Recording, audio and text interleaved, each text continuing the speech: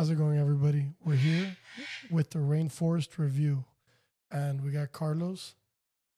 We're going to be talking about some birds today, particularly birds from Oceania, right? So, I think a lot of these birds there's not a ton of information out there. Obviously, you got the Eclectus, you got lories and things like that, but I find that there's not a lot of videos directly on them.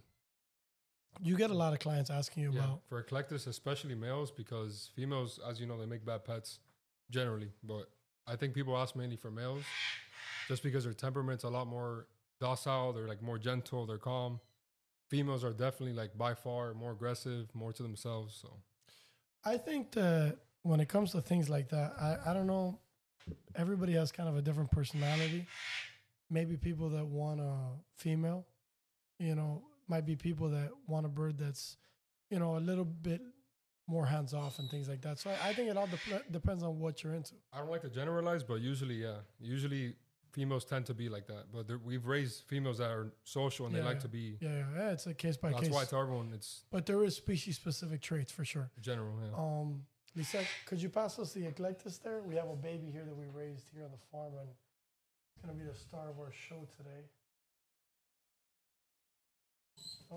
This is nobody's baby yet, right, Carlos? Yeah, so he's currently being weaned right now on, we're mainly doing fruits, some pellets and seed mix, but mainly papaya, blueberry, green apple. He looks like a Kevin to me. What do you think? George. No.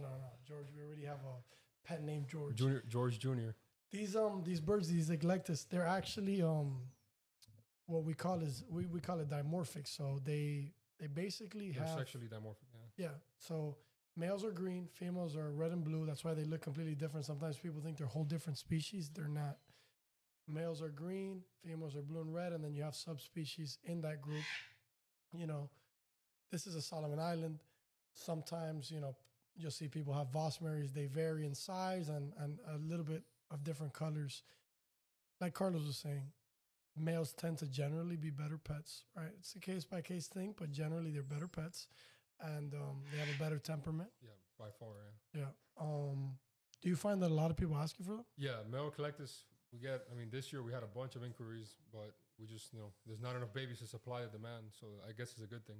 People want a medium-sized bird that can talk, gets along with other birds, and it still has good temperament. They don't really get aggressive from what I've heard and seen over the years.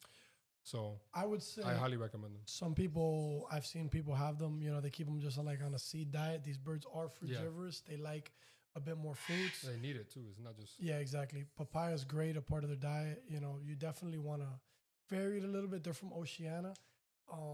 They live kind of in the upper canopy of the rainforest, but they do get, into the woodlands. So they are tropical. The veggies too, not just fruit. Yeah, you want to vary the diet, but what I'm trying to get to is we're not throwing seeds in a bowl and feeding them. And how's their do you know their lifespan? How many years can they? It varies. They live typically 30 to 40 years. It depends on the bird, and everyone has a different experience. Captivity lifespans are always typically higher. What would you say in terms of pet level? You say? I think it's like an 8 out of 10. I think they're great pets. Yeah, I think 8 out of 10. I think that they're not beginner friendly. No, not necessarily. I would say intermediate. Intermediate, not advanced, but intermediate. I would say they're because they're relatively easy to take care of. It's just you kind of know you got to know what you're doing. It's not just if you want a bird that can be handled, that makes a good pet, and it's not super needy like a cockatoo.